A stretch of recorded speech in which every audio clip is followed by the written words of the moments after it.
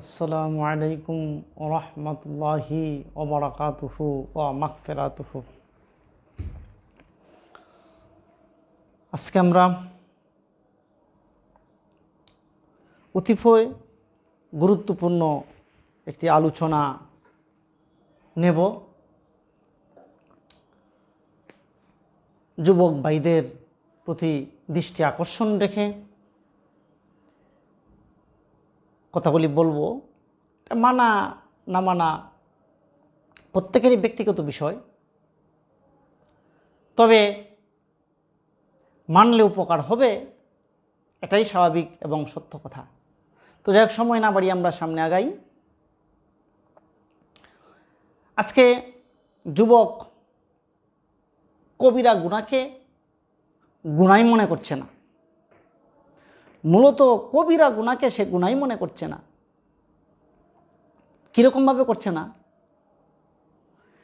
মায়ের প্রতি নেক নজরে যদি কেউ তাকায় তাহলে একটি উমরা হজের সওয়াব পাওয়া যায়। আল্লাহর নবী সাল্লাল্লাহু আলাইহি ওয়াসাল্লাম একথা তিনার সুন্নাহর ভিতরে বলে গেছেন। আর ওই দৃষ্টি, সুনজরের দৃষ্টি, যে নাকি আমাকে জাহান্নামে নিয়ে যাবে, যে নাকি আমাকে জাহান্নামের পথ দেখাইতেছে, যার সাথে আমার রিলেশন, এই বেগানা নারীর দিকে সুনজরে কতবার তাকাই। ভাই দোস্ত বুজুর্গ, ফেসবুকে কত নগ্ন ছবির দিকে আমি সুদৃষ্টিতে তাকিয়ে থাকি। আমি কি আমার রক্তের সম্পর্ক ছোট বোনটার দিকে স্নেহের নজরে এভাবে তাকিয়ে দেখেছি?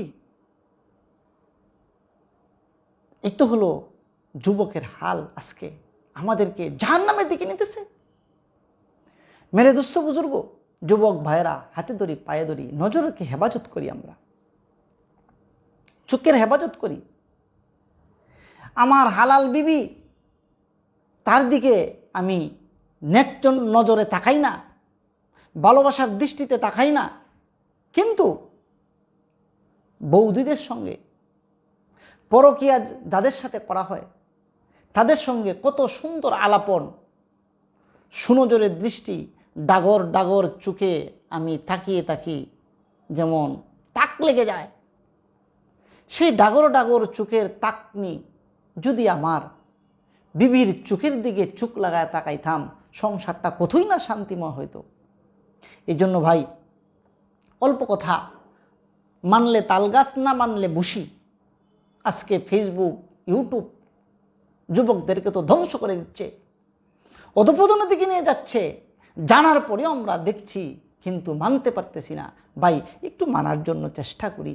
আল্লাহ তাআলা যেন আমাদের চোখের হেফাজত করার তৌফিক দান করে। মার দিকে সুনজরে তাকাই, যার মা নাই সে তো দুনিয়ার হতভাগা। যাদের মা আছে, মার দিকে সুনজরে তাকাই, মার বুকের সাথে আমার বুক মিলাই, মায়ের ভালোবাসা নেই। এই তাকানিটা, এই চোখের দৃষ্টিটা যার দিকে আমি বারবার ফেলতেছি, এটা তো নাজায়েজ কাজ। ভালোবাসা তো হবে বিবাহের পরে, কিন্তু আজকে উল্টা চলছে। উল্টা চলার কারণে আমাদের শান্তিও সংসার থেকে চলে যাচ্ছে।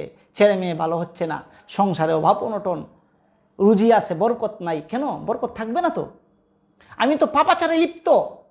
আমার চোখের হেফাজত করার জন্য আমার সংসারকে, আমার জীবনকে বরবাদ করে দিচ্ছি। আল্লাহ পাক আমাদেরকে, আমি যে 2টা কথা বললাম, 3টা কথা বললাম, মায়ের কথা, বোনের কথা, বিবির কথা, এই কথাগুলি আজকে যুবকদেরকে যথাযথভাবে মানার জন্য তৌফিক দান করেন।